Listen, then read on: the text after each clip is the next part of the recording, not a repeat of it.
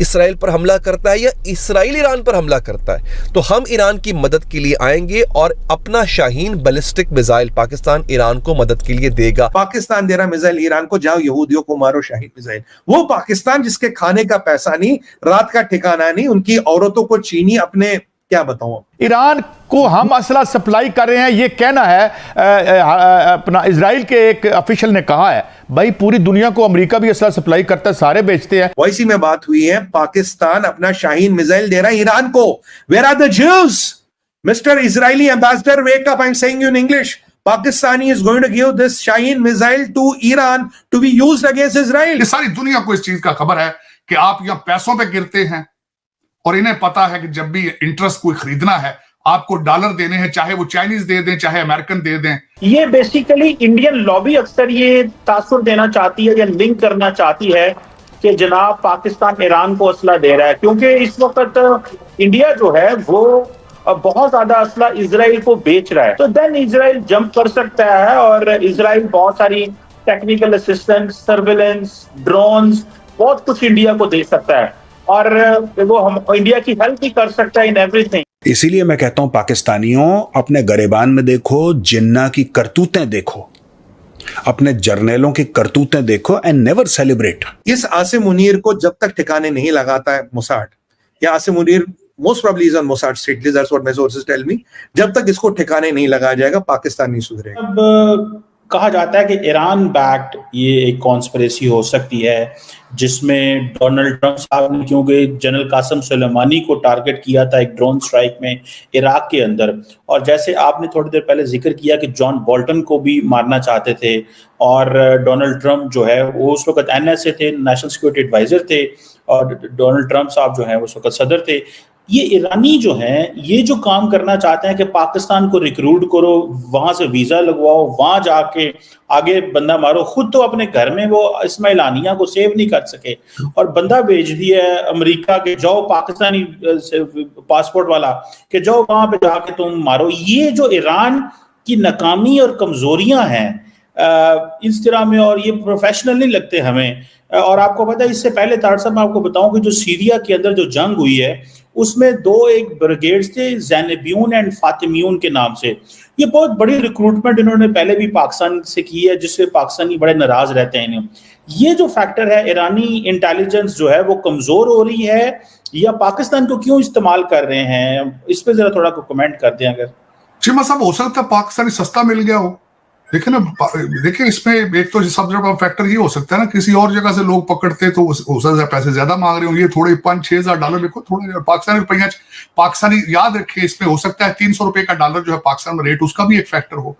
जय हिंद दोस्तों। तो जैसा कि पाकिस्तानी मीडिया चर्चा कर रहा है कि पाकिस्तान ने एक ऐसी गलती कर दी है जो शायद उसे नहीं करनी चाहिए थी। उसने ईरान से कहा है, वो भी खुले मंच से, कि यदि इजराइल आप पर हमला करता है तो हम अपनी बैलिस्टिक मिसाइल आपको देने के लिए तैयार हैं। अब अंदाज़ा लगाइए, हालांकि भारत के मामले में और होती है, भारत को ये किसी भी तरह की कुछ भी बकवास करते रहते हैं, भारत एक अलग स्टेज पर है, अभी उभर रहा है। इजराइल दूसरी बात है। इजराइल को देखिए, इजराइल का पॉलिसी रही है और वो खुलकर ये बात कहते हैं कि जो हमें नुकसान पहुंचाएगा उसे हम किसी भी कीमत पर नहीं बख्शेंगे। हमें लगता है कि कोई देश हम पर हमले की तैयारी कर रहा है, तो तैयारी करते वक्त हमला एक भी मिसाइल उसने फायर नहीं की, सिर्फ तैयारी कर रहा है, तो उसी तैयारी में ही हम उसे तबाह कर देंगे। ये इजराइल की नीति है। तो अब आप अंदाज़ा लगाइए कि पाकिस्तान जिसके पास मतलब टैंकों में डालने के लिए ऑयल नहीं है, वो पाकिस्तान ये इतनी बड़ी बात कह रहा है। तो आप समझ सकते हैं कि इनकी राजनीतिक स्थिति क्या होगी, ये किस हिसाब से सोचते हैं। क्योंकि अब आप अंदाज़ा लगाइए ना कि इजराइल को अगर शक होता है कि पाकिस्तान ईरान को मिसाइल दे रहा है, देखिए मिसाइल ऐसा तो देगा नहीं, एक दे दी, दो दे दी, एक साथ कंपाउंडिंग करके वो देने वाले हैं। तो इस तरह से देंगे तो स्वाभाविक है सैटेलाइट की मदद से, इजराइल के पास बेस्ट टेक्नोलॉजी है, सैटेलाइट की मदद से वो पता लगा लेंगे और वो पाकिस्तान के अंदर घुसकर स्ट्राइक करेंगे। क्योंकि देखिए उनकी वायु सेना नहीं रोकने वाली, इजराइल की वायु सेना काफ़ी पावरफुल है और ये बात पाकिस्तानी जानते हैं। क्योंकि ये बयान देने के बाद दोबारा उनका इस पर रिएक्शन नहीं आया किसी भी तरह का, क्योंकि वो समझ गए कि हमसे बड़ी गलती हो गई है। क्योंकि आप बताइए कि इजराइल से हम उड़ता हुआ तीर ले रहे हैं, क्योंकि देखिए ईरान को हमला करना है इजराइल पर, वो तो करेगा ही करेगा, क्यों करेगा? क्योंकि उसकी साख खतरे में है, इस्लामिक वर्ल्ड में उसकी साख खतरे में है, तो वो हमला करेगा। और वो हमला करेगा तो इजराइल ने पलटवार को बोल दिया है। अमेरिका तक कह रहा है कि सिर्फ ईरान के हमले को रोक लेना, उसके बाद उस पर कोई हमला मत करना, ये एक्सेलेट बढ़े ना, मतलब कि ये जो कॉन्फ्लिक्ट है वो बढ़े ना। तो अमेरिका की इजराइल नहीं सुन रहा है। जो इजराइल अमेरिका को इग्नोर कर रहा है, वो इजराइल पाकिस्तान का क्या करेगा वो आप अंदाज़ा लगा सकते हैं। तो चलिए पाकिस्तान का मीडिया आगे और इस विषय पर क्या कहता है वो देखते हैं। वैसी में बात हुई है, पाकिस्तान अपना शाहीन मिसाइल दे रहा है ईरान को। Where are the Jews? Mister Israeli ambassador, wake up, I am saying you in English. Pakistani is going to give this Shaheen missile to Iran to be used against Israel. फिर वही बात, अब बोलोगे क्या रिश्ता है तेरा मेरा, क्या रिश्ता? ला इलाहा इल्लल्लाह। मैं आपको खुल के बोलता हूं सर, यहां कोई भी किसी से तार जोड़ देगा ला इलाहा इल्लल्लाह के नाम पे। अजरबैजान का भी वही रिश्ता। ईरान दे रहा है मिसाइल, पाकिस्तान दे रहा है मिसाइल ईरान को, जाओ यहूदियों को मारो शाहीन मिसाइल। वो पाकिस्तान जिसके खाने का पैसा नहीं, रात का ठिकाना नहीं, उनकी औरतों को चीनी अपने, क्या बताऊं, आप समझ रहे हो मैं क्या बोल रहा हूं, क्या बना के रखते हैं, और ये लोग मिसाइल बेचने का धंधा कर रहे हैं। इस आसिम मुनीर को जब तक ठिकाने नहीं लगाता है मोसाड, या Asim Munir most probably is on Mossad street, that's what my sources tell me, जब तक इसको ठिकाने नहीं लगाया जाएगा पाकिस्तान नहीं सुधरेगा। और हमें भी कुछ करना पड़ेगा सर। सारा मोसाड ही करेगा क्या? सारे यहूदी करेंगे? हम क्या करेंगे? हमारा लड़ाई लड़ने क्या इजराइल आएगा क्या? मोसाड आएगा? और गंजा जिहादी आपका बहुत एक्टिवेट हो गया है। गंजा जिहादी अभी यूरोप में है, गंजा जिहादी एक्टिवेट हो गया, कुछ खिचड़ी पका रहे हैं वो, they have infiltrated Trump's camp to some extent, और कुछ खिचड़ी पका रहे हैं, और आईएसआई गंजे जिहादी को यूज कर रहा है to create this some kind of a fiasco. So Pakistan and ISI and Chinese are over time active. Now we have to see how to protect our interest. मैं नहीं कर रहा दुनिया के लफड़ों में पड़ो, पर अपना इंटरेस्ट तो प्रोटेक्ट करो। क्या करें हम अपना इंटरेस्ट प्रोटेक्ट करने के लिए? मतलब आप देखिए ना, अगर हमने फिर कुछ नहीं किया, कल को श्रीलंका से भी कोई खड़ा हो जाएगा, कल को भूटान से भी कोई खड़ा हो जाएगा, और कल को मालदीव से भी कोई खड़ा हो जाएगा। कह रहे यार ये तो कुछ नहीं करते, तो बस बोलते बोलते, तो कहते ना गरजने वाले बादल बरसते नहीं। भारत क्या करेगा? भारत तो बोलेगा हमने अपनी फौज डिप्लॉय कर ली, बात खत्म। पर भारत की मतलब आप literally you will literally finger India and India will not do anything.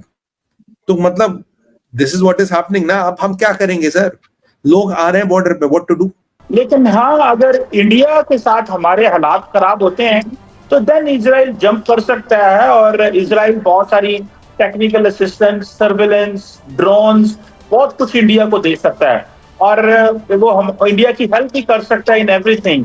लेकिन फॉर अ मोमेंट ईरान पे अगर कोई लड़ाई होती है इजराइल की, तो मैं नहीं समझता कि इजराइलीज उसमें जंप इन करेंगे और पाकिस्तान पे को टारगेट करेंगे, बिकॉज अमेरिकन बड़ी अच्छी तरीके से समझते हैं कि पाकिस्तान जो है वो ना तो इस तरह इजराइल के हवाले से हमारी की सोच है, ना ईरान को और इजराइल के मामले में हम इंटरफेयर करते हैं।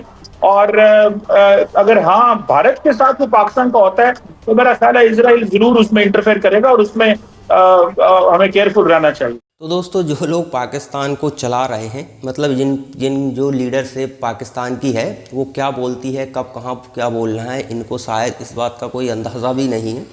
क्योंकि आप देखिए, इजराइल से इस तरह से दुश्मनी लेना आपको बहुत भारी पड़ जाएगा, क्योंकि ईरान आपके मुकाबले तो काफ़ी पावरफुल है। वो ईरान भी जिसके साथ खुलकर रूस खड़ा हुआ है, परमाणु युद्ध के लिए लड़ने के लिए भी तैयार रहता है रूस, चीन फंडिंग करने के लिए तैयार रहता है, वो ईरान, वो भी इजराइल के आगे कुछ नहीं है।